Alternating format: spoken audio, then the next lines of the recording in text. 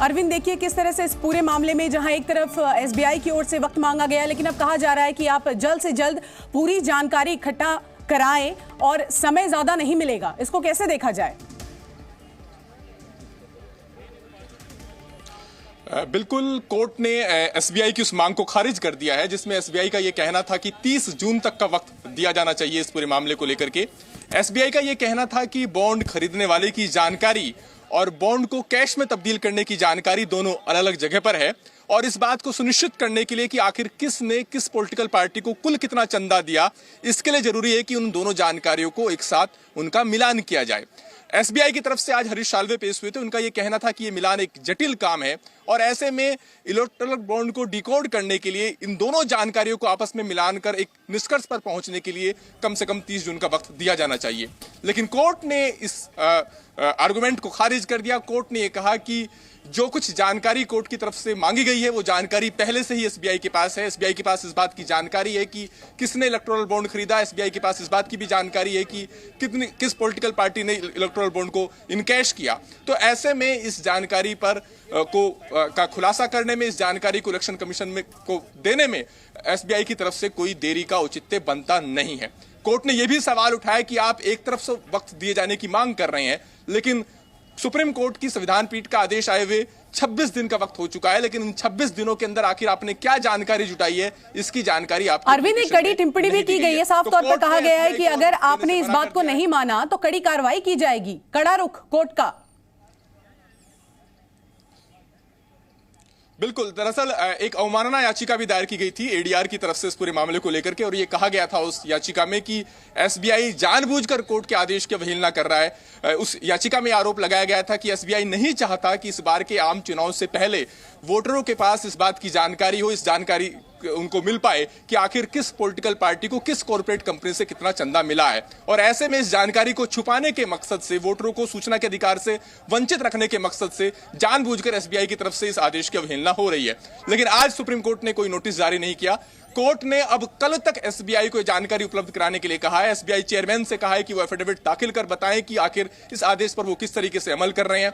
Election commission को court ने अब 15 मार्च तक का वक्त दिया है। जो जानकारी एसबीआई की तरफ से इलेक्शन कमीशन को दी जाएगी और जो जानकारी इलेक्शन कमीशन ने पहले दी है 2019 के अंतरिम आदेश के मुताबिक, उस जानकारी को इलेक्शन कमीशन अपनी वेबसाइट पर डालेगा और 15 मार्च तक इलेक्शन कमीशन को वेबसाइट पर डालकर यह बताना होगा कि आखिर किस पॉलिटिकल पार्टी को किस कंपनी से, किस शख्स से कितना चंदा मिला है। और कोर्ट ने एसबीआई को चेतावनी दी है कि फिलहाल हम अवमानना का नोटिस जारी नहीं कर रहे हैं, लेकिन इस आदेश पर अगर गंभीरता से अमल नहीं हुआ तो हम उस बारे में भी कार्रवाई कर सकते हैं। यानी एसबीआई को आज फटकार लगी। एसबीआई के आर्गुमेंट को कोर्ट ने खारिज किया है, साथ ही चेता भी दिया कि अगर आदेश पर अमल नहीं होता तो फिर वो अवमानना की कार्रवाई झेलने के लिए तैयार रहे। बिल्कुल, साफ तौर पर तो देखिए, जो तमाम दर्शक जुड़े हैं हमारे साथ इस वक्त की बड़ी खबर उनको बता दें कि किस तरह से 15 मार्च तक इलेक्शन कमीशन की डेटा वेबसाइट पर डालने के लिए कहा गया है सब कुछ। इसी के साथ साथ इलेक्टोरल बॉन्ड पर एसबीआई को बड़ा झटका मिला है और सुप्रीम कोर्ट ने साफ कह दिया है कि अगर इसको नहीं माना गया तो कड़ी कार्रवाई की जाएगी। इसी के साथ साथ कहीं ना कहीं ये भी बात सामने आ रही है कि चुनाव को मद्देनजर रखते हुए एसबीआई जो ये मांग कर रहा है लगातार कि समय बढ़ाया जाए। इसी बीच आप देखिए लोकसभा चुनाव भी है, तमाम पार्टियां जितनी भी पॉलिटिकल पार्टीज है उनकी जो फंडिंग है उसकी जानकारी भी चाहिए। रविंद्र भी हमारे साथ लगातार जुड़े हुए। रविंद्र, आपसे जानना चाहूंगी कि ये पूरी सुनवाई और जो कोर्ट की ओर से कहा गया है इसका असर पॉलिटिकल पार्टीज पर भी कहीं ना कहीं देखने को मिलेगा। उनकी ओर से कोई प्रतिक्रिया?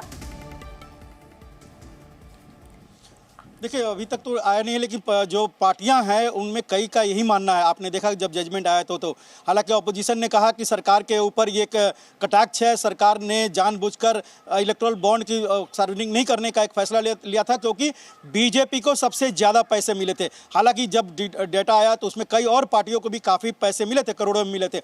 लेकिन एक बात है, सरकार की यही दलील है और हरीश साल्वे ने भी पहले कहा था, आज का या फिर आपने देखा कि सरकार के लगातार सुप्रीम कोर्ट में दलील रही गोपनीयता को लेकर। वोटर को जानने का हक है, उसी तरह से जो पैसा दिया है उसकी गोपनीयता बरकरार रखने का भी हक सरकार ने एक लीगल भरोसा दिया था संसद के अंदर में। अब ये सब कुछ उजागर होगा और परेशानी होगी जिस व्यक्ति ने किसी पार्टी को दिया होगा, अगर दूसरी जगह उसकी सरकार नहीं होगी, दूसरी पार्टी की सरकार होगी तो उस व्यक्ति या उस उद्योगपति के लिए परेशानी का सबब बन सकता है, ऐसा पार्टियों का मानना है। लेकिन चूंकि सुप्रीम कोर्ट का फैसला आया है इसलिए कोई पार्टी खुलकर इसका विरोध नहीं कर रही है, नहीं कोई दलील दे रही है। अब एक बात जरूर है, देखिए अब सरकार के पास या एसबीआई के पास जो कोई बहुत ज़्यादा ऑप्शन नहीं है, अवमानना से बचने के लिए उसे इलेक्शन कमीशन को देना होगा। इलेक्शन कमीशन 15 तक उसे वेबसाइट पर डालेगी। लेकिन इसी बीच में आप एक महत्वपूर्ण कैबिनेट की बैठक भी है 13 तारीख को, कहा जा रहा है कि वो आखिरी बैठक है। अब सरकार क्या फैसला लेती है ये भी देखने वाली होगी। लेकिन सुप्रीम कोर्ट इस पर सख्त है, एसबीआई के लिए परेशानी है। इलेक्शन कमीशन का काम और बढ़ गया है, गोपनीयता भंग होगी जिन्होंने पैसा दिया है, और जो इलेक्टोरल है उनको ये फायदा हुआ कि उनको जानने का हक है जिस पार्टी को वोट देंगे उसके पास चंदा किसने दिया है। तो काफी मिलीजुली प्रतिक्रिया इसको कह सकते हैं, जनता का भी है, जो पैसा खर्च किए उनका भी है। और अरविंद आप बने रहिए हमारे साथ में, अरविंद भी लगातार हमारे साथ जुड़े हुए हैं। लेकिन अरविंद, अगर बात की जाए आज की सुप्रीम कोर्ट की सुनवाई की, तो इस सुनवाई के अंदर क्या इलेक्शन कमीशन की तरफ से भी किसी तरीके की कोई राहत मांगी गई थी? क्या उनके प्रतिनिधि या वकील भी वहां पर मौजूद थे? नहीं, इलेक्शन कमीशन की तरफ से कोई मांग नहीं की गई थी, क्योंकि पहले जो अगर 15 फरवरी का हम सुप्रीम कोर्ट की संविधान पीठ का फैसला देखें तो उसमें यह कहा गया है कि पहले एसबीआई 6 मार्च तक की डेडलाइन तब तय की गई थी कि 6 मार्च तक एसबीआई इलेक्टोरल बॉन्ड की जानकारी जो है वो इलेक्शन कमीशन को देगा और उसके एक हफ्ते के बाद इलेक्शन कमीशन उसे अपनी वेबसाइट पर डाल देगा।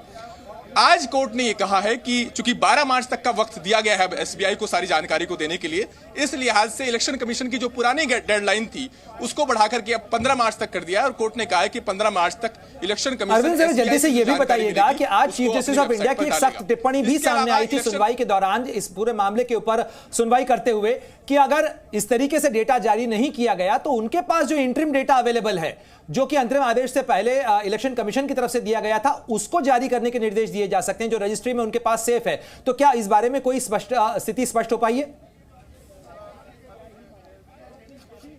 मैं बिल्कुल वही प्रणय कह रहा था कि आदेश का एक हिस्सा यह है कि एसबीआई जो जानकारी देगा 12 मार्च तक, कल तक, उस जानकारी को इलेक्शन कमीशन 15 मार्च तक अपनी वेबसाइट पर डालेगा।